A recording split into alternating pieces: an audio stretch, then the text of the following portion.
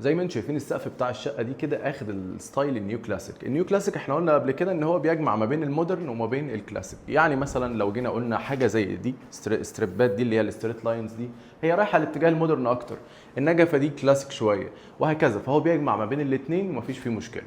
لو جينا بصينا للكورنيشه، هي الجبسن بورد هو بيت نور معمول عليه كورنيشه بس سقوطه عالي شويه، وده اللي خدمنا في كده ان ارتفاع السقف هنا ما شاء الله عالي.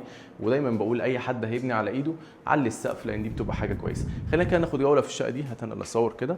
هي الشقه دلوقتي لسه طبعا تحت مرحله التشطيب، ما تشطبتش تماما. قلنا قبل كده ان احنا بنخلص تجاليدنا الخشبيه، نكون مخلصين النقاشه برضو.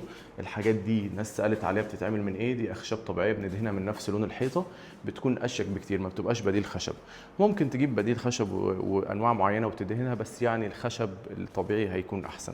زي ما احنا شايفين برضو الريسبشن. يعني خليني افرجكم الاول كده. تعال نخش المطبخ الاول كده نبص عليه. المطبخ طبعا بيتركب في المرحله دي، لان المطبخ والرخام بيعملوا هيدك او بهدله كبيره قوي. فبيتركب في ان يكون البطانه لسه البطانه معموله والنقاشه لسه ما اتعملتش، نكون احنا ركبنا المطبخ. اما الفينش النهائي بتاعه ده ينفع يحصل في المرحله دي، ان هو المطبخ لسه ما تفنش، لسه العلب ما اتعملش الجلاش بتاعها كويس. برضو مثلا لو جينا بصينا ان هنا كان في عمود، اللي هو العمود اللي باين من فوق ده واللي هو تحت لسه في مرايه هتغطيه. احنا عملناه كده عشان يبقى منسجم في وسط المطبخ، لان هو عمقه كبير شويتين. لو جينا بصينا كده العمق بتاعه كبير قوي، فما كانش ينفع ان هو يبقى بارز كده او هيبقى منظره وحش. قلنا كتير قوي ان احنا بنبلطش المطبخ، بنخلي الباك سبلاش زي الكاونتر توب. والاماكن المكشوفه اللي هي اللي زي حوالين الباب دي خدناها من نفس تجليده المطبخ. الناس هتسال الكلام ده عملي؟ عملي. عملي لان انت المطبخ كله مغطيه، والاماكن اللي هي مكشوفه بس واللي هتتعرض للميه حاطين فيها خامه كويسه جدا. الجرانيت الجلاكس طبعا مش محتاجين نقول قد ايه هو كويس وبيقدر يستحمل. وانواع الكوارتز برضو كويسه جدا، بس في منها انواع كويسه وفي منها انواع سيئه جدا. الريسبشن، خليني كده افرجكم على تفصيله الكورنيشه اللي كنت بقول لكم عليها.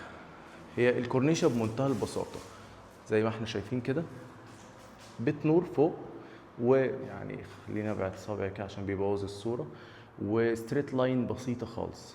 لو الستريت لاينز دي بدا يحصل فيها اي زخرفه هتاخدنا للطابع الكلاسيك بشكل كبير. في سفره هتتحط في المكان اللي جوه ده، طبعا لسه جاري الاعمال هنا. وفي هنا كده، وفي قطعتين هيتحطوا في المكان ده. طبعا احنا بنسلم في الشقه بالفرش، يعني لسه هنفرشها باذن الله وافرجكم عليها تاني. الحمامات